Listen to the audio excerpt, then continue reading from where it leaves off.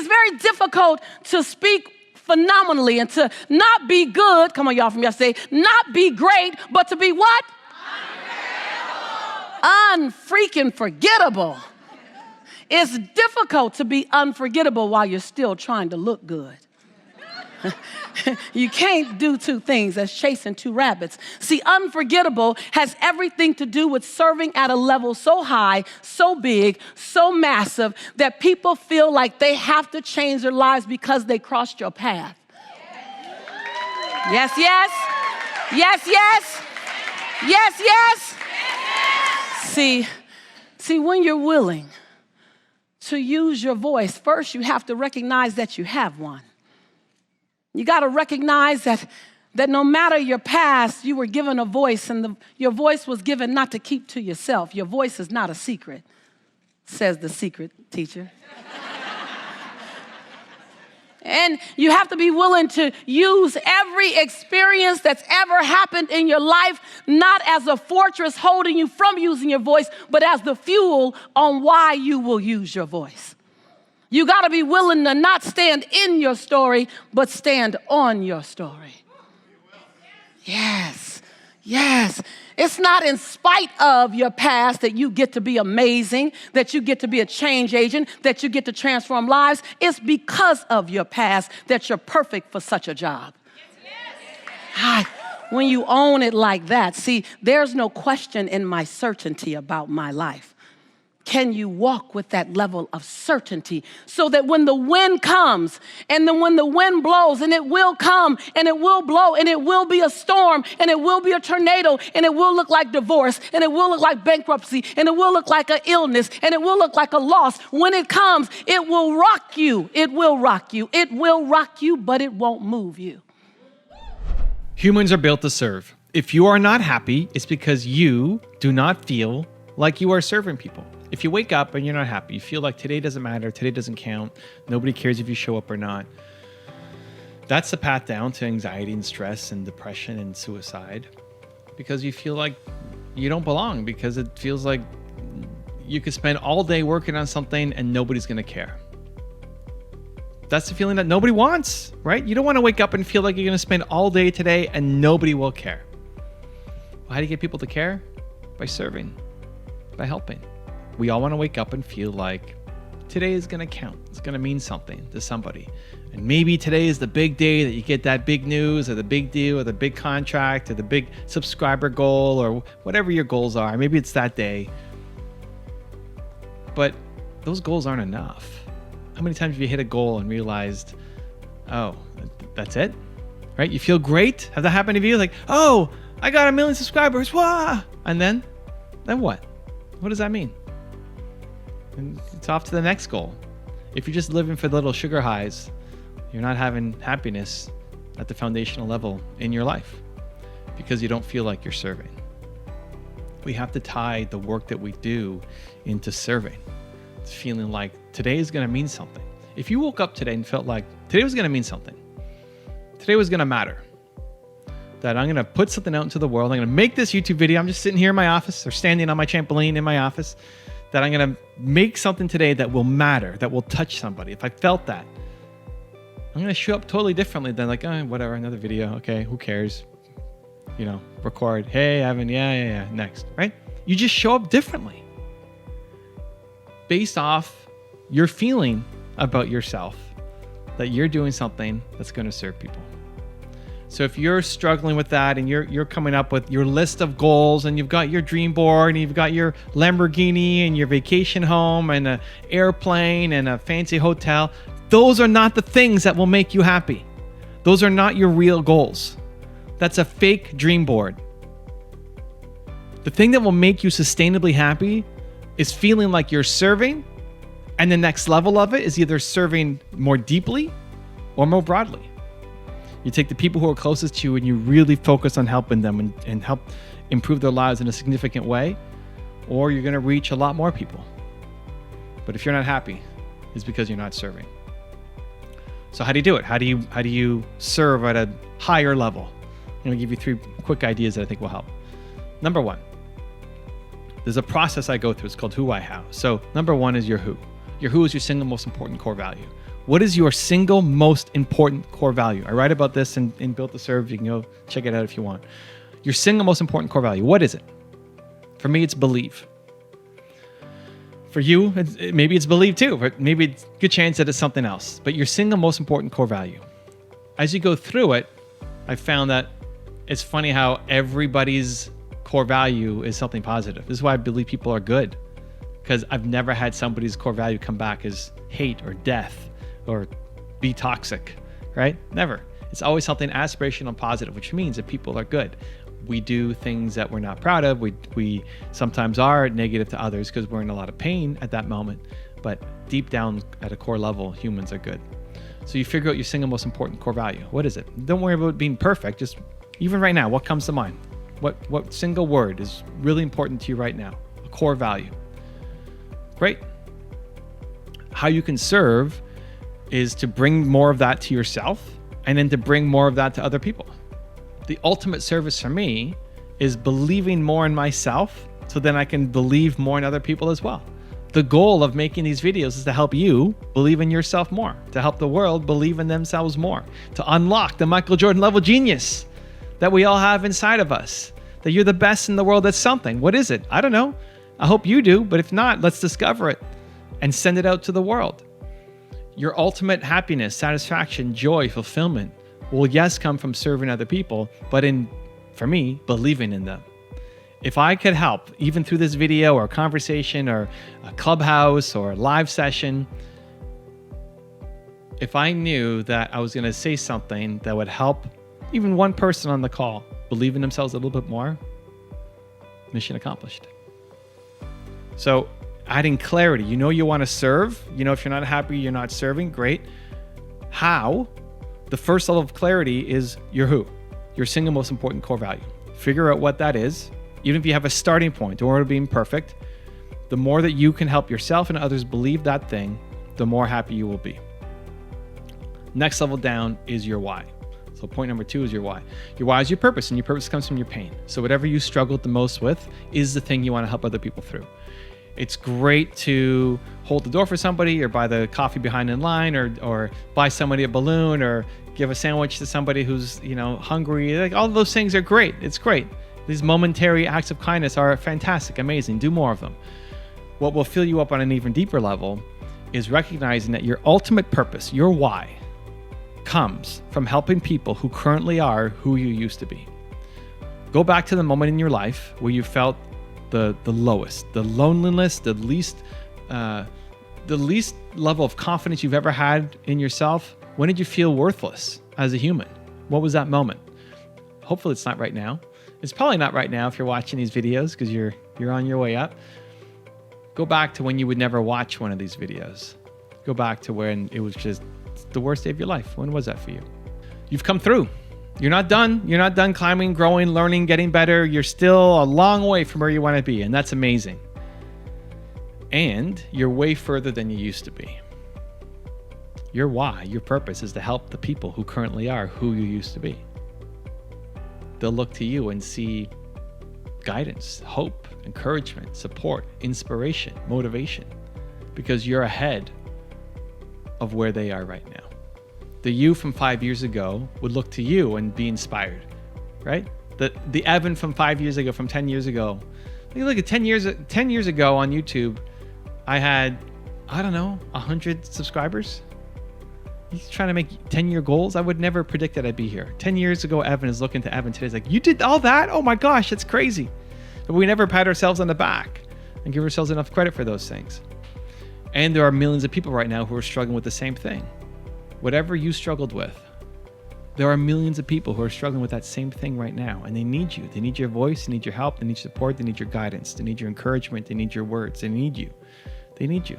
And helping those people will feel so much better than just doing a random act of kindness. There's just levels of service, right? Random act of kindness, great, little candy, but deep fulfillment will be from helping the people who currently are who you used to be. That's your why, that's your purpose. It will never get old. You'll love doing that for the rest of your life. And then step number 3 is the how. The how is, how did you get out of the hole you were in? What were the steps that you took? So for me, getting out of the hole that I was in, where the worst day of my life was quitting on my business partner in my first company, how did I get out of the hole? Well, I modeled success.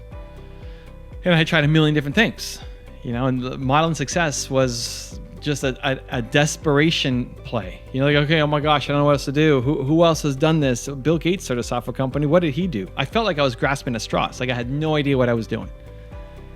It was just an idea that came to me, and I was willing to try anything at that point because the other alternative was just to quit on my company and go find a job. Now, luckily, that was the one that actually ended up working out. And now anytime when I don't know what to do something, I try to model success. Like, who's done this thing and how can I learn from them instead of having to reinvent the wheel every time? And so what have I done for the past 20 years? Oh my gosh, 20 years. What have I done for the past 20 years? Teach people how they can model success too, right? The how matters. How you got out of the hole that you were in, you can then teach other people what worked for you. You tried all these things that didn't work and you almost gave up.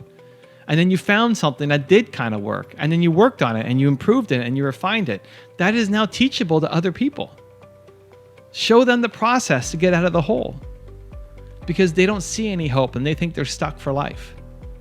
And your story, your message will help pull them out in a way that Evan Carmichael can't, in a way that Lisa Nichols can't, in a way that Tony Robbins can't, in a way that anybody can't, but you can because you are exactly the person that they need to hear from because you've gone through exactly the problem that they are struggling with.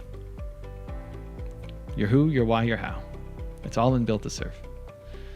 That's your path. If you're not happy, it's because you're not serving. You feel like today doesn't matter and doesn't mean anything to anybody else.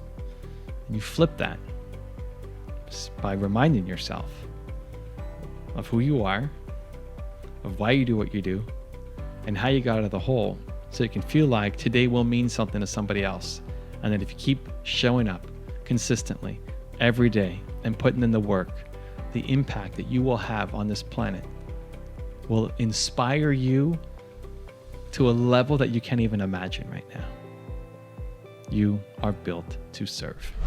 Also, to make sure you're actually taking action after watching this video, I've designed a special free worksheet just for this video. The worksheet will highlight all of the lessons learned in this video, as well as pull out our 3 favorite learnings and quotes that will inspire you to actually do something. The worksheet will also give you space to write down what your key takeaways are and your specific plan of action to make sure you're getting results. If you want the worksheet designed specifically for this video, absolutely for free, there's a link in the description below. Go click on it and start building the momentum in your life and your business. I'll see you there. Oh my God, I love this question. I don't think I've ever been asked this question before. I've never had an opportunity to explain it. Being the best version of you. First of all, don't think of it holistic. I want you to break it down to different parts of your life. Because when you are committed to being the best version of you, which in summary, it's the you that you're so incredibly proud of holistically. It's a 360 approach. It says, I'm not perfect. So best does not mean the perfect version of you. Because I think perfection and balance are 2 illusions that are designed to help you keep chasing something that's not even attainable. So perfect is not attainable and balance is not attainable. So it's perfectly managing my imperfection and releasing balance and having harmony, number 1. But the best version of you is really saying that in each area of my life, I'm in movement. In each area of my life, I'm in evolution. In each area of my life, I'm active.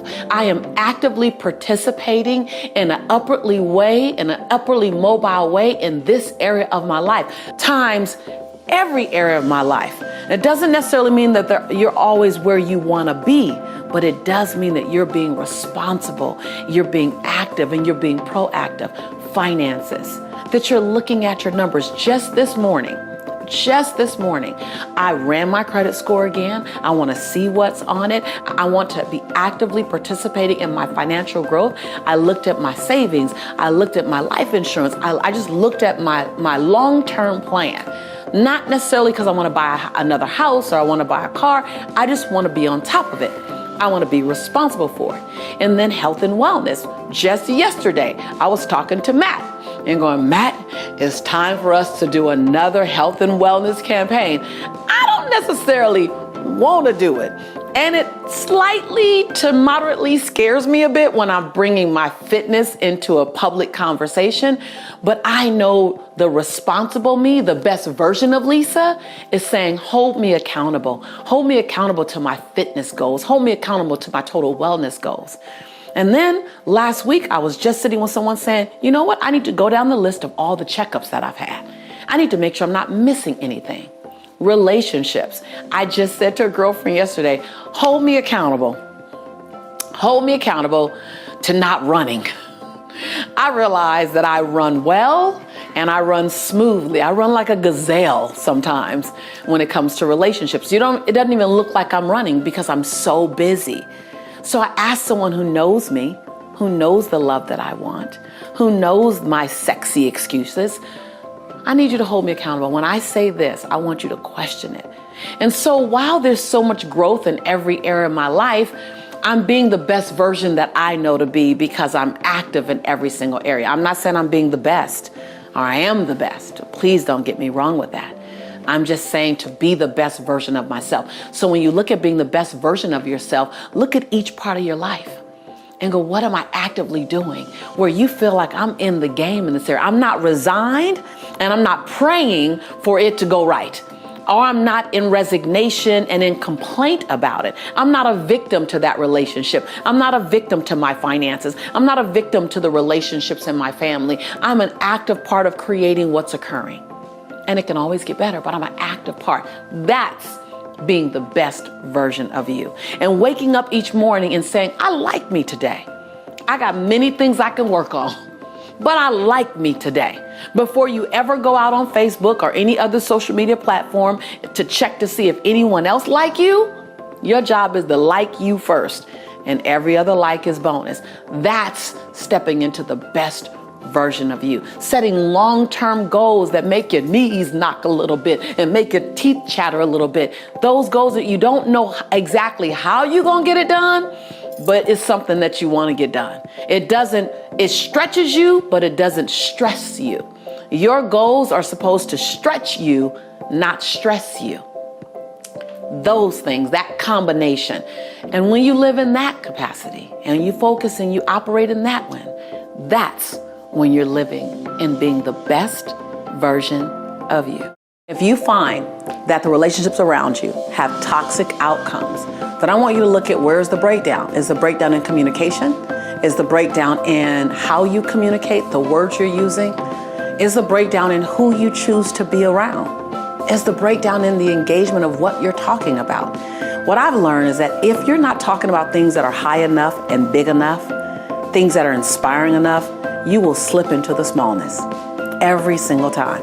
If you don't choose an intentionally high, evolving, encouraging conversation, you will slip into the cracks. You will slip into those crevices of smallness and petty. And until you get people trained that you're going to live up here without telling them, I need you to know, it's not an announcement. It's a way of being. It's a what do you choose to participate in.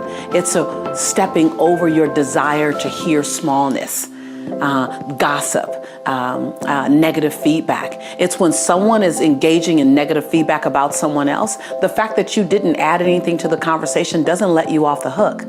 Did you stop the conversation? Did you say, hold on, I don't want to engage in speaking negatively of them at all. Why don't you have a conversation with them? It's course correcting behaviors in your space at the risk of losing the relationship. But what you basically do is you say, here's where I play. Here is where I live. I'm not visiting this high road of integrity. I'm not visiting this high road of conscious thinking and awareness and respect and humility and honoring the dignity in people. I don't visit this place. I live here. I don't visit this place. I live here. And in a loving way, anyone that's engaging with you has two choices. They either engage with you here or they choose to engage with someone else. Now, if you find that you're going down to be in the relationship, or you're going down and you're the person taking the relationship down because you're in a moment of anger, or you're in a moment of resentment, or you're in a moment of hurt, then you're not living in your highest integrity. You just visit every now and again when you come to this channel. Uh-oh, I see my Shantae coming out right now. Shantae is my middle name. It's what I do when I start getting real edgy, because I really want you to get it. So you need to make a decision on where you choose to reside. And then you don't leave your conscious neighborhood to go visit other people's neighborhood if it's not as high as yours. People will rise to the occasion, or they'll choose not to rise, and they'll pick other people to be with and hang with. And I know that sounds easier said than done, because some of the people who are playing at a lower level might be in family. It might be, and that's fine too. You can love people. It doesn't mean you have to spend tons and tons and tons of time if that time costs you something. Spend as much time as you can. Spend as much time as serves you. Spend as much time as they will allow you to spend. But never leave this place. Even if being with them causes you to allow them to be where they are, you don't have to engage in that. So the bottom line, and supporting you to either recognize, are you the toxic element, or are you surrounding yourself in toxic element, is to make a commitment where you live. Where am I living? And first, own where you're currently living. Because if you own it, you might go, you know what, I do slip into that small place. Okay, own it. That's conscious awareness. That's powerful. Own it. And then go, where do I want to be? And then what's the distance between here and there? And what do I have to do to get there? What do I have to say no to? What do I have to participate in? What do I have to ask forgiveness for? What do I have to clean up? What relationships require cleaning up? And then what declarations must I make? And what decisions must I live in? Don't make a decision, live in your decision. My nephew was sitting on my great uncle Leonard's lap. And my great uncle Leonard, he smoked cigars for like every year of my life. And I, at the time, was like 19, and I never saw him without a cigar. So Uncle Leonard smelled like a what? A really old cigar. And everyone knew Uncle Leonard smelled like a cigar, but no one had the courage to tell Uncle Leonard that he smelled like a cigar. You guys, everybody has had an Uncle Leonard somewhere in your life, right? Because Uncle Leonard was my grandmother's brother, so he had clout. Well, Jamil was 3, so he didn't know. He hasn't been introduced to being politically correct yet. Thank God, right? So Jamil is sitting on my Uncle Leonard's lap, and we're all talking, and Jamil stops in the middle of a sentence, and he goes, and the first time he sniffed, no big deal, but the second and the third time, then in his little 3-year-old voice, Uncle Leonard, you tink. And you can hear a pin drop in the room. Oh. And everyone in that moment was grateful that they were not Jamil's mother. And we all gazed at her. Bad mom, bad mom. The next thing that fell out of Uncle Leonard's mouth shocked us all. He looked at Jamil with a long gaze, kind of not knowing what's about to happen gaze. And he said, Jamil, I think you're right. I think I tink. For the first time in my entire life, Uncle Leonard put out his cigar. And the next time we saw Uncle Leonard, it smelled like he had just been washed for days. He was always clean, but his clothes just smelled like old cigars. And it was very clear that he got new clothes. See the freedom that a child has. The truth that they stand with. Think like a child. Don't act like a child, but think like a child. Be as free as a child. See, children have a sense of curiosity. Children forgive sooner, quicker, faster. And if you want something new to come out of your voice, you have to put something new in you in terms of a commitment. My son, like I would watch the way he would forgive me. And he did something wrong one day and I had to reprimand him and I immediately felt guilty. And I'm in my office. He's like 4 years old and I'm on my computer and I'm crying because I'm single mother guilt, entrepreneur. And I'm like, and he comes around the corner, he goes, Mommy, and I just reprimanded him. He's on a timeout and all this stuff, and I'm upset, I'm crying, he's okay. And he comes around the corner, and he says, Mommy. I was like, yes. Do you want to lay down with me? Yes. And he goes and he lays out this little skinny arm, and I put my big old head on that arm. There's something that happens when we allow ourselves to sit inside freedom, sit inside transparency, sit inside what I like to call carefrontation. That means I might push up against you a little bit. I might make you mildly to moderately to significantly uncomfortable in any form of mediocrity. But it's out of the spirit of love.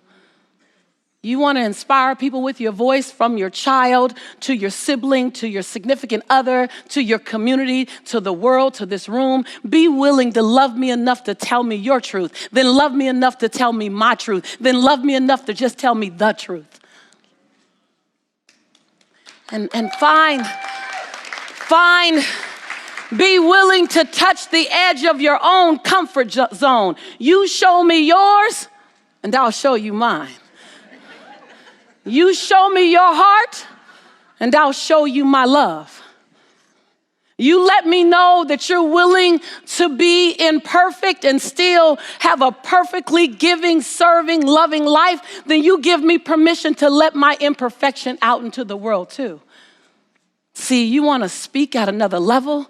You got to be willing to love at another level, forgive at another level, show up at another level, speak up at another level, pray at another level. You have to be willing on every level to up-level who you be on a daily basis. I love to go back and share some of my favorite memories with you, my fondest, and what I realized, they're actually my most moving memories. One happened over 12 years ago. I was in Toronto, Canada with Margaret. And this gentleman walked up to me, standing about 6'2", Caucasian man in his mid-40s. And he looked at me and he goes, Lisa, I have a problem with you. I said, you do? And my heart started to beat. I'm like, oh my God, someone doesn't like me. What did I say wrong in their eyes? And how is this gonna play out? And he goes, I have a problem. I really have a problem. And I said, okay, how can I help you? He said, I'm an atheist. I don't believe in God. I'm fine not believing in God. I'm comfortable. I prefer not to believe in God. I don't believe that there's a God. And I said, okay, what's your problem? He said, my problem is I love you. I love everything about you. I love the energy you come with. I love the way you speak. I love what I feel when I'm listening to you talk. He said, and you keep referring to this God as your source. And I don't believe in God. So that's my problem. And I said, sir, I'm sorry. I'm not sure where your problem lies. I said, if you don't believe in God, you have that right. If you love me, I'm excited because you can feel that I love you too. And he looked at me and he goes, so let me get this straight. This is not the part where you try to convert me or try to tell me how wrong I am, or you try to explain to me about your God so that I can begin to believe like you believe. This is not that part. You're not going to do that? And I looked up at him. I said, why would I do that? You're committed to whatever you believe in. My job is to honor your belief system. And he goes, see, you're doing that thing again that's making me love you more. That's my problem. But I know you believe in God. I said, that's not a problem. Why don't you keep believing in me and loving me? I'll keep believing in God and loving God, and we'll keep having this great experience. After I said that, he just grabbed me and he hugged me and he held me. And I knew somehow he was holding on to possibility. That's what I choose to tell myself. He was holding on to the love that he could feel from me, the palatable, non-judgmental, non-persecuting love. And in that moment, I couldn't feel more joy. As I held that man, I couldn't feel more joy. I couldn't feel more happiness, that this is what ministry is about. This is what touching souls is about, is to love the person who thinks that you might not love them because their belief system. It was just so beautiful. The moment was so beautiful. I mean, he held me, and then he drew back and looked at me, and he said, "You're the real deal." And I looked up at him, and I said, "So are you." And we said our goodbyes. I never saw him again. Margaret and I went up to the room, our hotel room, that night, and replaying what happened, we both just started to bawl, just cry. And I said to Margaret, this is marketplace ministry, disguised as a business. I'm not in the converting business. I don't need to convert anybody. You're exactly where you choose to be. But I am in the loving business. My job is to love you where you are.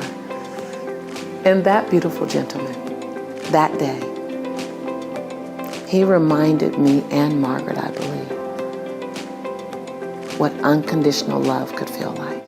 To set healthy boundaries, you can't just make an announcement. I've been looking at the Lisa Nichols show, and I know you won't say it like that, but things have got to change. No, don't announce it like that. Don't announce it with that, what I call that stank energy on it. Don't announce it with that negative, I'm done, you've been using me. No. Again, they simply have signed up for the game that you created, the relationship that you created, which was, I'm going to give, you can receive. You don't ever have to worry about crossing a boundary with me. So the first thing you need to do is to set the record straight by apologizing to the people that you've allowed to cross your boundaries. You have to say, I apologize. Just say it just like this. Just quote me. Just like this. You don't have to say, you quote me. It's your own words. You can modify it as need be. But you know what? I owe you an apology. I owe you an apology because I've made you think that I have no boundaries. I've led you to believe that I don't need rest. What I've done is I've overused my yes. And so I'm not used to saying no, and you're not used to hearing no from me. I've even said yes to you when I needed to say no. And what I know about you is that you would want me happy. So I apologize.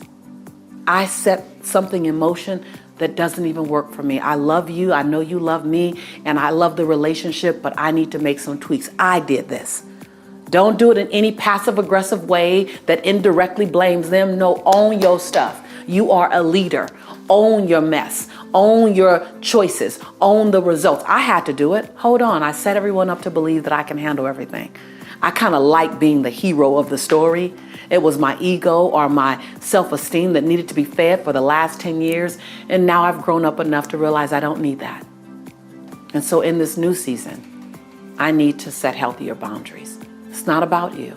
You never saw my line, so you didn't know that you were crossing it. You never saw the boundaries, so you didn't know where they existed. That's on me. Ooh, now that's grown folk talk.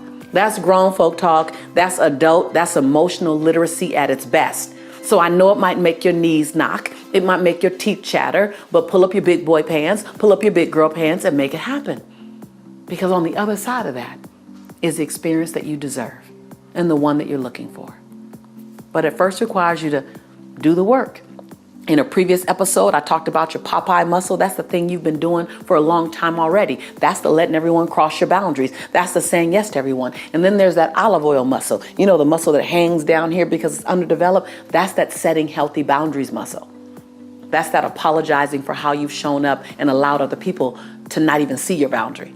That's owning it. Oh, yeah, I know. It can be intense, but it's so incredibly beneficial. So let's do it. Let's reclaim your boundaries. Let's reclaim your joy. Let's reclaim your life. Let's reclaim your future. Let's reclaim and design it in a way that serves everybody. Because when you do this, you will model for those who are witnessing you.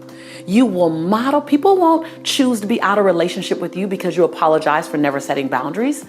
It'll be a little disruptive. It'll be a little uncomfortable. It'll be a little new. And then they'll settle in it. and then we know something new. And then you've inspired others to do the same. Let me first explain to you what forgiveness isn't. Because most people won't forgive because they have an incorrect understanding of what forgiveness is. So forgiveness is not pardoning someone's behavior. It's not excusing someone's behavior. Forgiveness isn't admitting that you were wrong.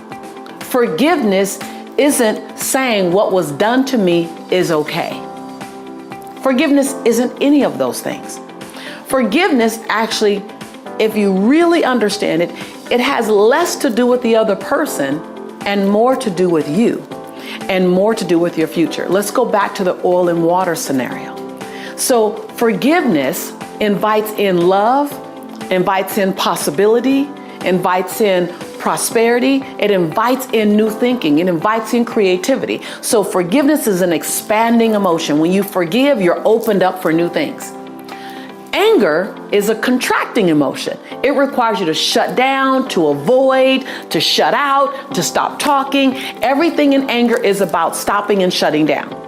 Everything about forgiveness is about opening up without pardoning someone's behavior.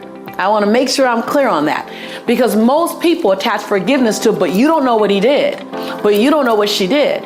When you can detach, forgiveness is not about what they did. Forgiveness, get this, forgiveness is about making yourself available. Think about your body is primary real estate. There's only so much of it. It's a finite space. There's only so much space. It's not forever. This is your body. So if this is your primary real estate, your heart, and you have anger occupying 20% of it, you can never experience 100% love. You can never experience 100% possibility. You haven't given yourself a chance at 100% of the things you want most, because your primary real estate, your heart, your body, your mind, is being occupied with a very intrusive, toxic emotion. Less and less about them. Nothing to do with them being right or their behavior being pardoned or the action. It's your future is paying for your past when you hold on to anger. So when you get really connected to the cost of anger, then it's not about the what. As a matter of fact, the longer you've been angry, the longer you've robbed yourself of 100% of what you were worthy of. And if someone's betrayed you, if someone's hurt you, then you over everyone deserve 100% love, 100% possibility, 100%. But it requires forgiveness. And in many cases, it's forgiveness of yourself. In many cases, the person you've been angry at the longest is yourself. And the same rule applies when it comes to you. Acknowledge your community. See, when you celebrate the people around you that bring you joy or that teach you some of the hardest lessons that you need to learn, the iron that sharpens the iron, the celebrators that celebrate you, those who hold the space for you and with you, pray for you, honor you, when you celebrate and lift them up, the whole tide rises. So I want you to find 6 people in your community, not out of obligation, but truly out of choice. They can be in your circle, in your family, in your business circle. And I want you to acknowledge them for the contribution that they bring to your life. What I love about acknowledgement is that when you acknowledge other people, it actually makes you happier. It's just this amazing gift of giving. And what I love is that most people would rather get an acknowledgement from you than a physical gift. That means they don't necessarily need the perfume, they don't need the sweater, they don't need the new iPhone, whatever. They want you to look at them in their eyes and say, you bring value to my life. I honor you, I celebrate you, I appreciate you. Take time to have a personal moment with them where you're just seeing them. The number one reason why people feel sad and disconnected is because they say they don't feel seen.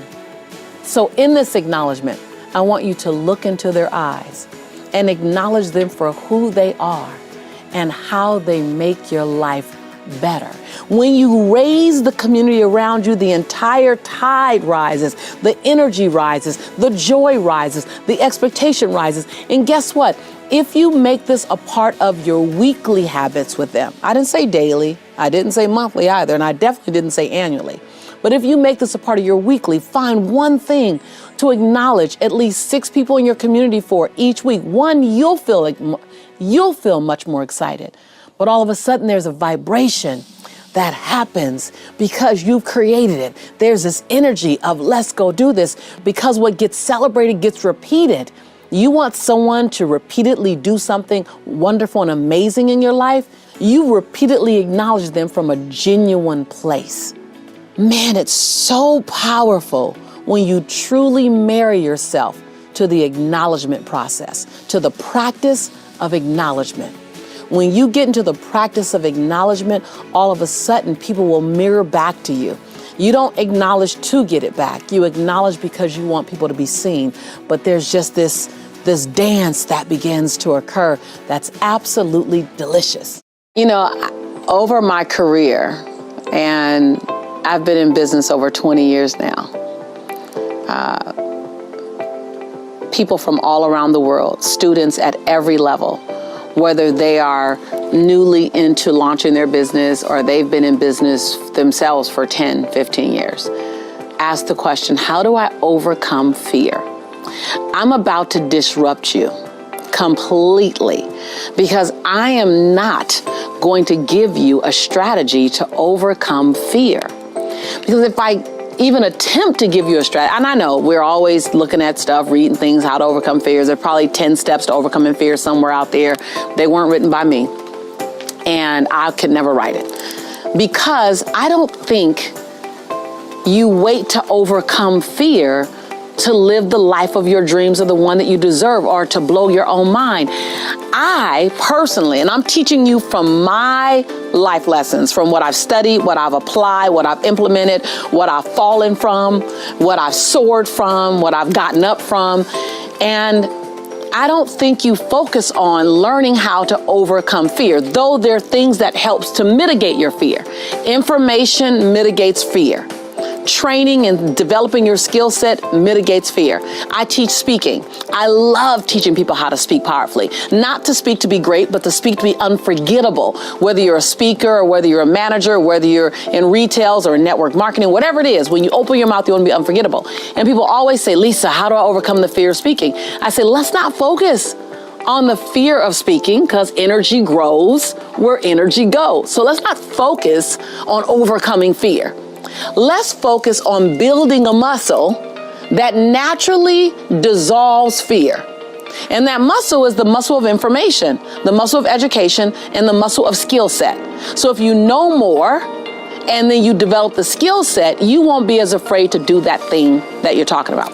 But the other side to that, now I'm going to disrupt you a bit. So the first part, not so disruptive. That means go get it more information. Give fear what fear needs to reduce itself, meaning information, skill set. But this other part that I'm going to tell you, this might be disruptive. How about you not try to mitigate, resolve, or get past, or overcome, whatever you want to call it? How about you not try to do that with fear? How about you allow the fear to sit with you? You just commit to keep moving, even with the fear. So many times in my life and in my career, I was afraid. The difference between me and most is that I still move forward with the fear. Fear does not have a past to stop you. Fear does not have a past to stop you. First of all, let me just tell you this. Just like compassion, just like love, just like respect, just like any other feeling you feel for someone, fear is just a feeling. We just give fear more power. We say, when compassion comes, I hug, I love. When understanding comes, when joy comes, when humor comes, I laugh. But when fear comes, I get to stop. What if you change the meaning to that? Ooh, just stick with me right here. What if you change your dance with fear? What if you tell fear, you're welcome in my life because you're gonna come. Can't keep you away. But when you come, I'm not going to stop. Every single thing you touch is impacted by your story. As an attorney, as a teacher, as an architect, there's not one line of business that you can be in that a story, and a great story, won't elevate your outcome. Every single line of business, every single line of service that you're connected to will be impacted and ideally elevated by the level in which you're willing to tell and share your story. So let me give you some guidelines, some parameters, what I like to call the bumper rails, as if you were going bowling. You know, when I go bowling, I ask them to put the little bumper rails down so I can my ball can get down the lane. So let me set up some bumper rails for you so that you understand what makes a great story. So one is the willingness to take risk. Most people, Vishen, when they're telling a story, they don't want to take a risk. So the story has its limits on how high it'll go or how deep it'll go. And when you have that, then you're really not at that part that's going to touch my soul. So being willing to take a risk, being clear and concise with your stories. A great story is a show me story, not a tell me story. Now, this is the distinction that's the game changer for most. Most people are telling a story. They say, so let me just share with you a little bit of my story, and I'll tell you and then I'll show you.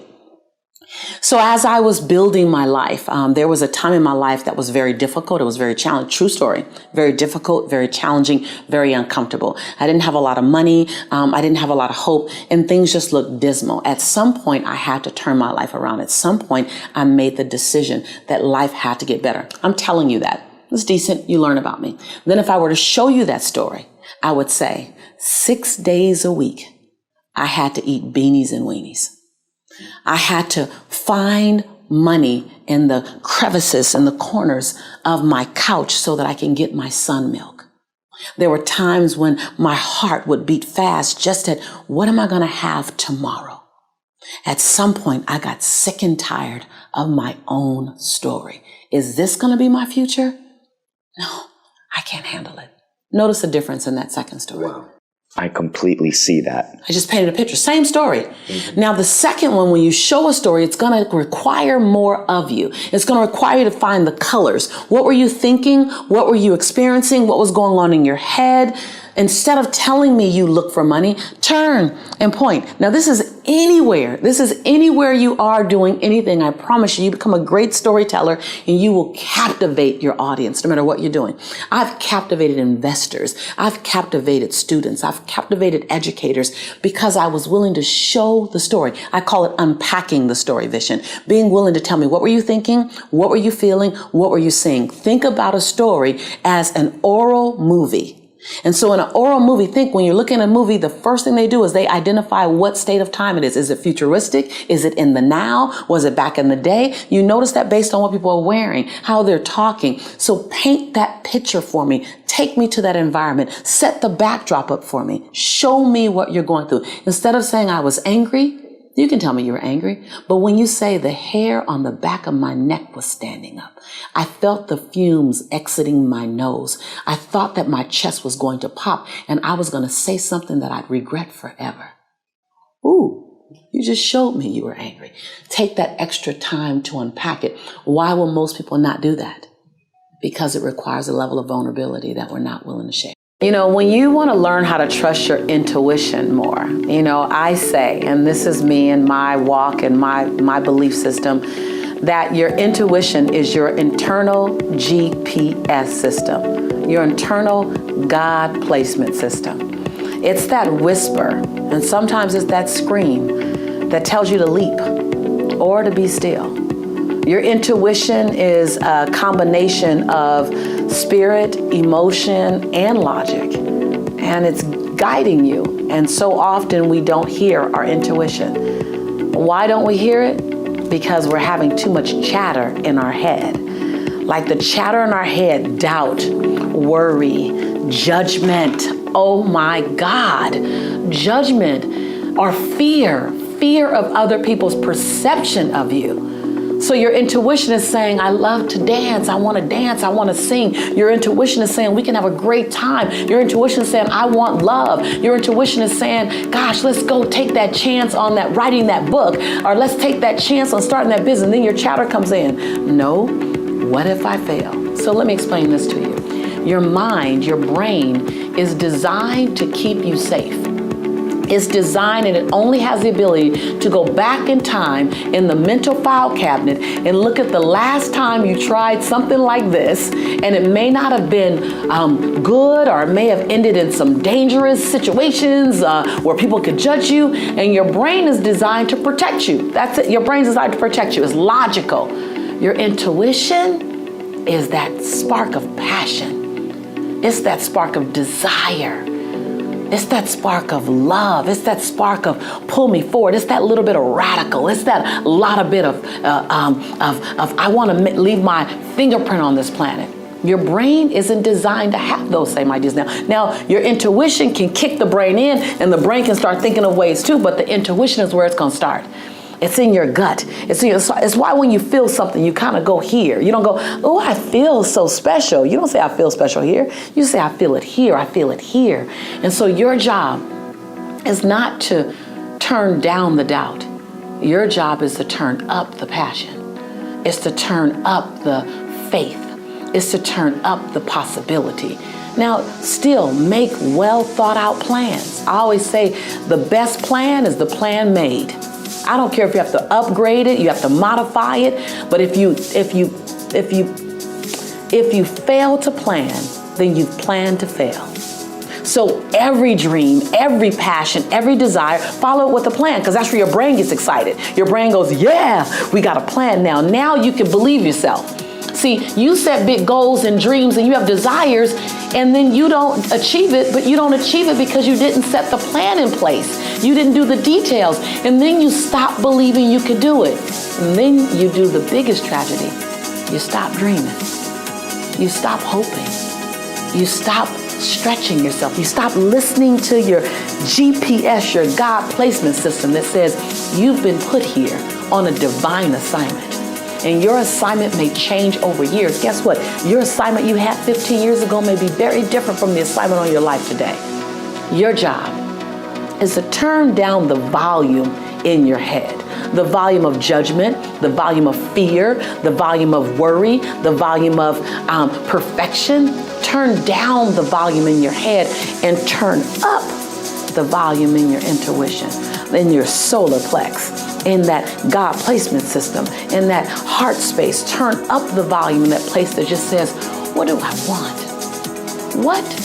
Ask yourself this tonight, today, tomorrow. What feels good to my soul? And then be still and be quiet. I get asked the question a lot, how do I jumpstart again when I've been complacent?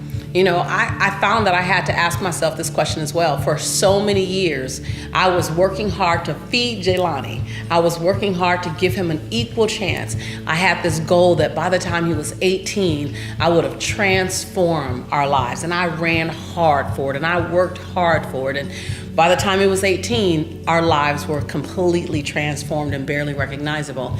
And I found that I had slowed down a bit, still running, but running at about 70%. And the challenge that you have to watch out for is that your 70% could be someone else's 115%, because you are such a game changer. So you can impress a lot of people never playing full out. And you can look up and a year has passed, 3 years has passed, 5 years have passed, and you haven't played full out for a while because you've already achieved a lot by some people's standards. But there's still so much more that you can do. I want to coach you in this way. Dream a dream or set a goal that's big enough to make you get nervous. Oftentimes, if you're not setting a goal that's beyond 3 years out in front of you, there's not enough to run for. So I want you to look at your goals. Can you achieve them in a year, 2 years? I want you to set a goal for 3 years, set a goal for 5 years, and set a goal for 10 years. Yes, I said 10 years. When I did this phenomenal program called Lifebook, they had me set 10-year goals, and I was so uncomfortable. I sat there silent for a moment. I hadn't thought 10 years out about my life. But if you go out far enough, 10, 5, 3, then all of a sudden you're playing for something so much bigger. And then set a goal that makes your knees knock and your teeth chatter a bit. If you know how to get to your goal, you're not dreaming big enough. Now, the goal also has to be realistic. So it has to be realistic, something you can do. If you're currently making $80,000, then your goal in 3 years isn't to make $500,000 unless you have a path that's viable to get you there. That's real. the thing that's really important to remember about a goal is that if you set lofty goals that you will never hit because they're not realistic in the first place, you have to set realistic goals. Doesn't mean you're not capable, doesn't mean that you don't believe in yourself, but realistic goals. If you set a bunch of unrealistic goals and you don't hit them, every time you don't hit a goal, you lose just a little bit of hope in yourself, a little bit of faith in yourself. And then what happens is you look up 5 years, 10 years from now, and you're not dreaming anymore. You're not setting goals anymore. You're afraid to tell anyone. So set a goal that makes your knees knock and your teeth chatter a bit. Set a goal that's 3 years out in front of you. Set one that's 5 years, and set one that's 10 years. As a matter of fact, set several in all those timelines. And then hook your caboose to the train of other people who are running as fast as you are. Surround yourself in a community that inspires you to want to stand on your tippy toes. They inspire you because they're doing so much. Now, they believe in values, they believe in faith, they believe in family, but they also believe in running hard, playing hard, and living big. Because if you're the biggest fish in your community, then that's okay. You just need to get a second community to play inside of as well. And so if you find yourself going, hold on, I've become complacent, walk out 15 years and go, do I want to look back in 15 years and this was the best that I did? The answer probably is no. We spend so much time and energy trying to prevent ourselves from falling. We spend so much energy trying to prevent a failure. We spend so much energy making sure we're safe. And if we spent 70% of that energy exploring how we can soar, exploring how we can play bigger, exploring how we can make memories that we absolutely will be excited to tell when we're 85 years old sitting in our favorite rocking chair. If we spent 40%, 50% of that same energy, how would our lives look differently? I'm not saying be reckless. I'm not saying do it without a plan. What I am saying is so many times I get the question, how do I prevent failure? And I'd love for you to spend that same energy going, how could I ensure that I soar? How can I ensure that I live the life that I want to tell people about? That I write the story that's going to be really, really good to read. So number one is shift your energy on what you want to create versus what you want to prevent. Because energy grows where energy goes. If you've looked at several episodes, you've probably heard me say that before. Not because I've run out of content, but because I want to keep saying it. Because repetition is not the mother and father of learning. Repetition is the mother, father, sister, brother, aunt, and uncle, and second cousin of learning. So I'm going to keep telling you this, that energy grows where energy goes. So while we want to mitigate and reduce our risk of falling, reduce our risk of failure, we want to spend our dominant energy on creating possibility and what we want to run toward. Now, I say that from lessons learned, not just as a teacher, but because for many years in the early part of my career, unbeknownst to me, unconsciously, I wasn't running toward possibility. I was trying to outrun $11.42 in the bank like I had in 1994. And so I know that once I was able to get far enough away from that experience, I started losing motivation. I stopped running as fast. I didn't know it. I didn't know why. But it's because I knew I wasn't threatened by ever seeing $11.42 again. And then all my motivation was gone. I was nervous for about a year. I was still in motion, still, generating a lot of business, a lot of buzz, but internally, I wasn't driven the same way. Until I shifted my energy and said, what am I running toward?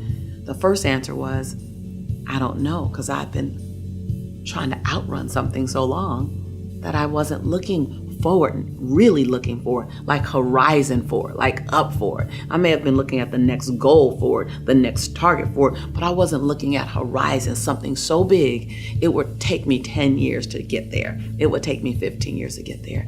And so number one, let's create a big, bodacious, like yummy, in 5 years, I want to be here. In 10 years, I want to have this.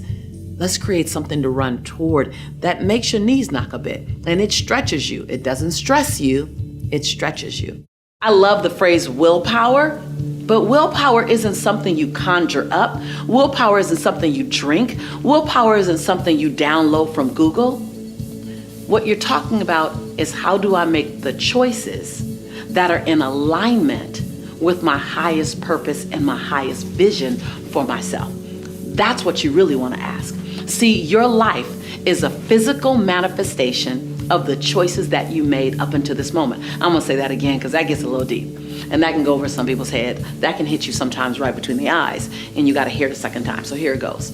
Your life right now, as it exists today, your finances, your weight, your relationships, your career, your self-esteem, your self-image, your spiritual awareness, all of that is a result of the choices that you've made up until this moment, big and small. And just so you know, your life, the way it appears today, is not a result of a few big choices.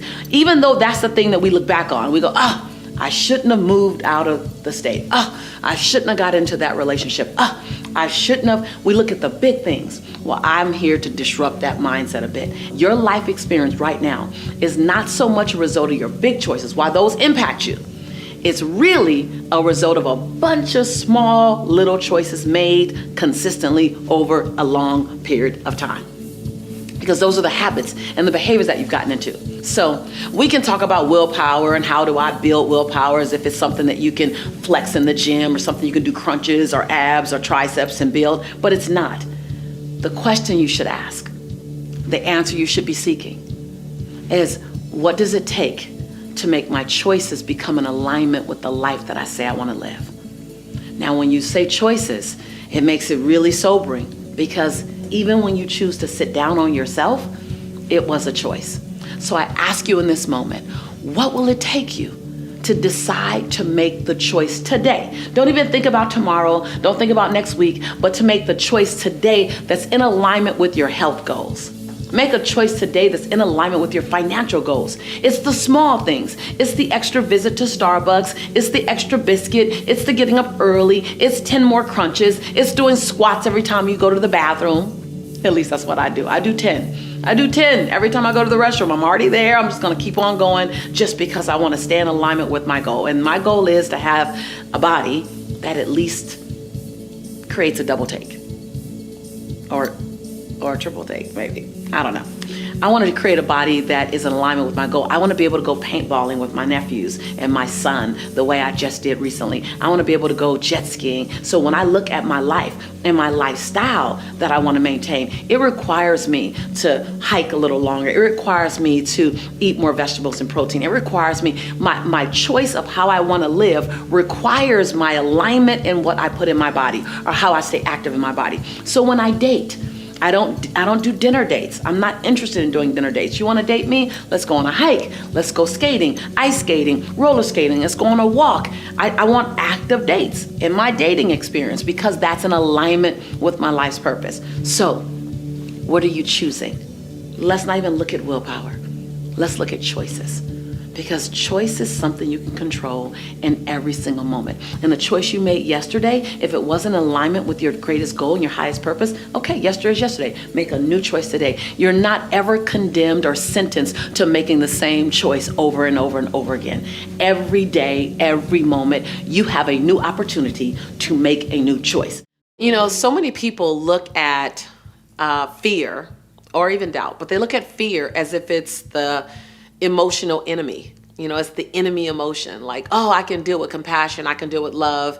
I can deal with understanding. But when fear comes, oh my God, bad thing. No, first of all, change your relationship to fear. I've said this before. Fear is not the enemy. The feeling of fear is just like any other emotion. Fear is actually informing you.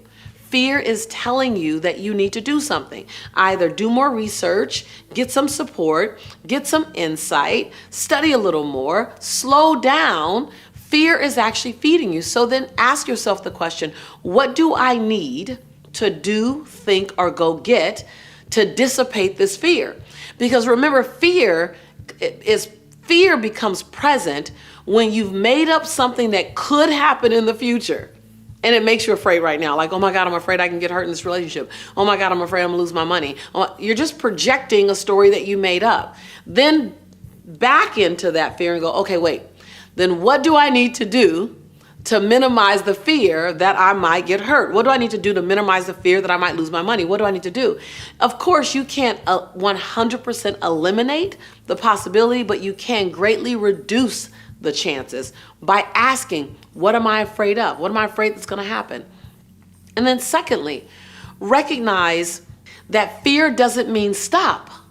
People think, oh, I'm afraid, let me stop.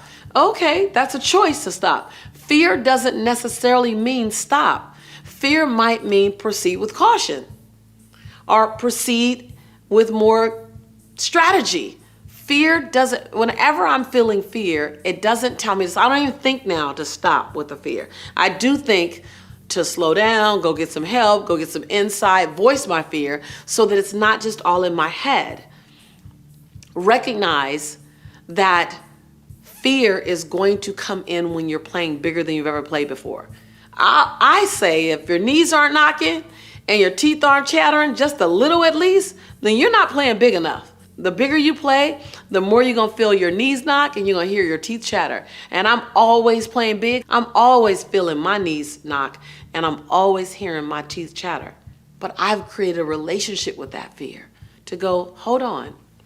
Let's say fear is right here. Fear, what are you telling me? Because fear really is, it's a story.